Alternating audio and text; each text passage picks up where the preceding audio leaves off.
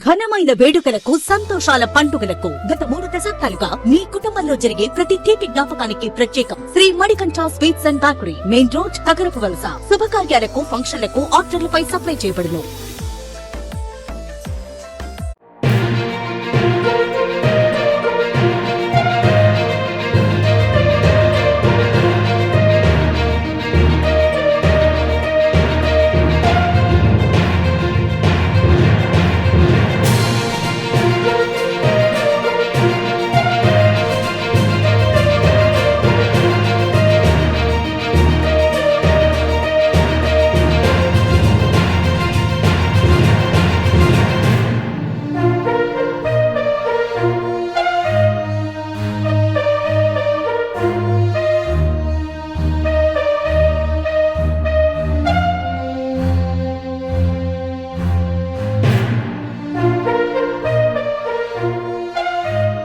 ఇక break news చూస్తున్న గోనె సంచిలో శిశువు మృతదేహం విశాఖలో వెలుగు చూసింది. ప్రముఖ ప్రభుత్వ ఆసుపత్రి కేజీహెచ్ ప్రాంగణంలో గోనె సంచిలో నవజాత శిశువు మృతదేహం లభ్యమైంది.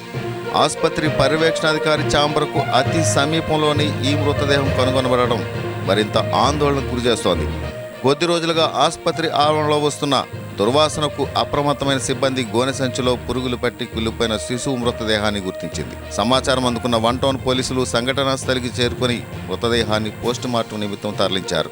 ఘటన జరిగి 3 రోజుల వరకు అయి ఉండొచ్చని పోలీసులు ప్రాథమికంగా అంచనా వేస్తున్నారు. అయితే సీసీ కెమెరాలు ఉన్నప్పటికీ వ్యక్తిగత పర్యవేక్షణ లోపించిందా అనే ప్రశ్నలు తలెత్తుతున్నాయి. ప్రస్తుతం సీసీ ఫుటేజీలను పరిశీలిస్తూ 1 టౌన్ పోలీసులు దర్యాప్తు కొనసాగిస్తున్నారు. ఈ ఘటన ఆసుపత్రి భద్రతా వ్యవస్థపై అనేక సందేహాలను రేకెత్తిస్తోంది.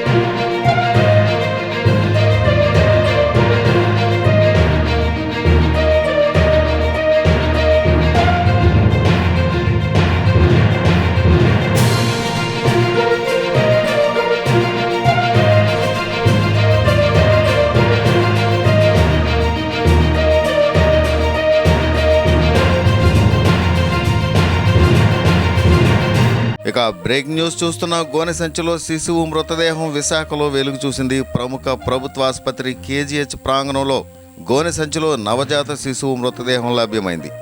ఆసుపత్రి పర్యవేక్షణాధికారి ఛాంబర్కు అతి సమీపంలోని ఈ మృతదేహం కనుగొనబడడం మరింత ఆందోళనకు గురిచేస్తోంది.